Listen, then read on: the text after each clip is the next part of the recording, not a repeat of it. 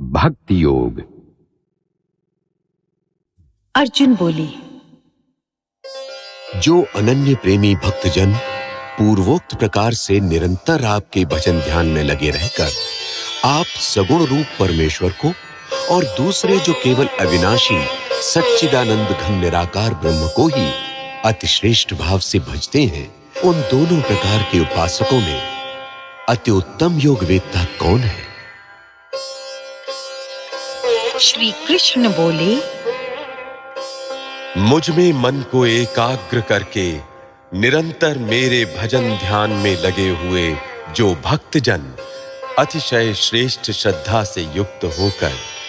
मुझ सगुण रूप परमेश्वर को भजते हैं,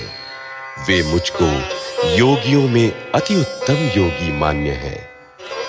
उन सच्चिदानंद घन निराकार ब्रह्म में आसक्त चित्त वाले पुरुषों के साधन में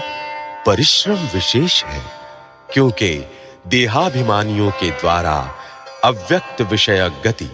दुख पूर्वक प्राप्त की जाती है, परंतु जो मेरे परायण रहने वाले भक्तजन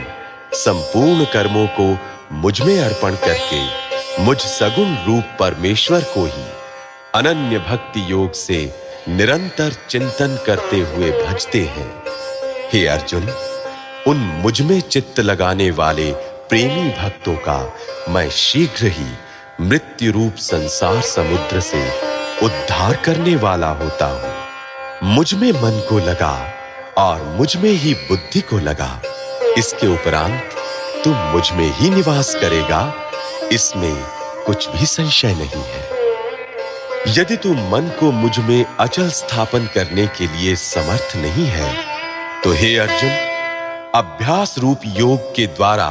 मुझको प्राप्त होने के लिए इच्छा कर। यदि तू उपर्युक्त अभ्यास में भी असमर्थ है, तो केवल मेरे लिए कर्म करने के ही परायण हो जा। इस प्रकार मेरे निमित्त कर्मों को करता हुआ भी मेरी प्राप्ति रूप सिद्धि को ही प्राप्त होगा। यदि मेरी प्राप्ति रूप योग के आश्रित होकर उपर्युक्त साधन को करने में भी तू असमर्थ है,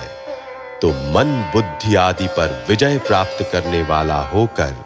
सब कर्मों के फल का त्याग कर। मर्म को न जानकर किए हुए अभ्यास से ज्ञान श्रेष्ठ है। ज्ञान से मुझ परमेश्वर के स्वरूप का ध्यान श्रेष्ठ है, और ध्यान से भी सब कर्मों के फल का त्याग श्रेष्ठ है, क्योंकि त्याग से तत्काल ही परम शांति होती है। जो पुरुष सब भूतों में द्वेष भाव से रहित, स्वार्थ रहित, सबका प्रेमी और हेतु रहित दयालु है, तथा ममता से रहित, अहंकार से रहित, सुख दुखों की प्राप्ति में सम और क्षमावान है, अर्थात अपराध करने वाले को भी अभय देने वाला है, तथा जो योगी निरंतर संतुष्ट है, मन इंद्रियों सहित शरीर को वश में किए हुए है और मुझ में दृढ़ निश्चय वाला है, वो मुझ में अर्पण किए हुए मन बुद्धि वाला मेरा भक्त मुझको प्रिय है। जिससे कोई भी जीव उद्वेग को प्राप्त नहीं होता,